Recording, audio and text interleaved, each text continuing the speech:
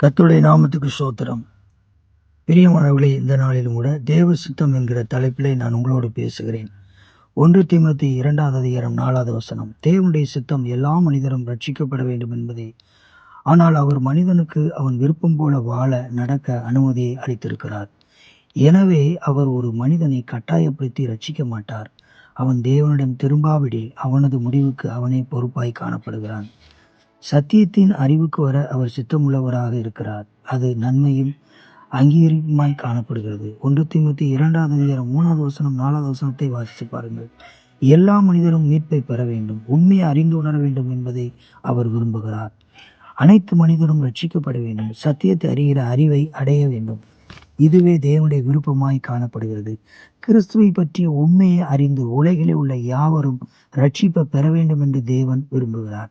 பின்ன ஏன் மனிதர்கள் இன்றைக்கு ரட்சிக்கப்படாமல் இருக்கிறார்கள்?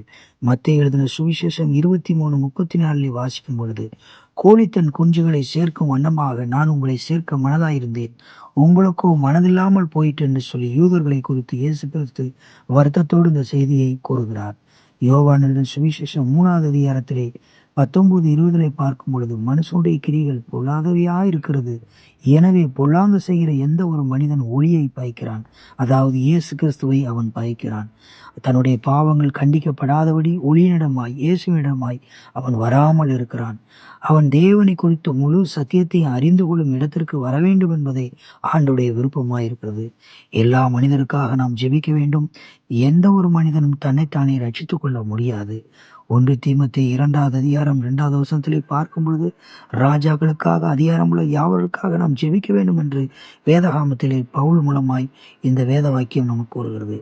நீரோ மன்னன் காலத்தில்தான் இந்த 1 தீமோத்தேயு நிருபம் எழுதப்பட்டிருக்கிறது. ஏனென்றால் நீரோ மன்னன் காலத்திலே கிறிஸ்தவர்களை நீரோ மன்னன் மிகவும் கொடுமைப்படுத்தினான். எனவே பவுல் மூலமாய் இந்த நிருபம் எழுதப்பட்டு அந்த நாளில் இருக்கிற கிறிஸ்தவர்களுக்கு இந்த நிறுவனம் உற்சாகத்தை கொடுத்தது.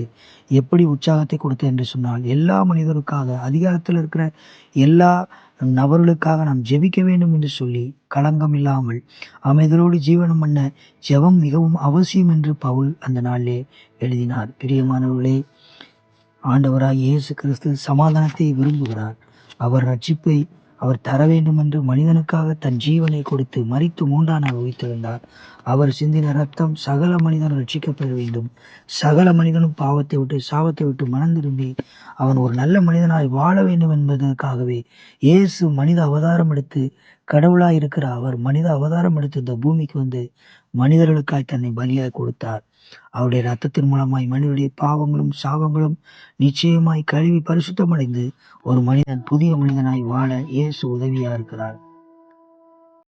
உபத்திரவங்களை தவிர்க்கும்படி அதிகாரத்தில் உள்ளவர்களுக்கு நாம் ஜெபிக்க வேண்டும். அது மட்டுமல்ல, கிறிஸ்தவர்களுக்கு எதிராக இருக்க மக்களுக்காக நாம் ஜெபிக்க வேண்டும்.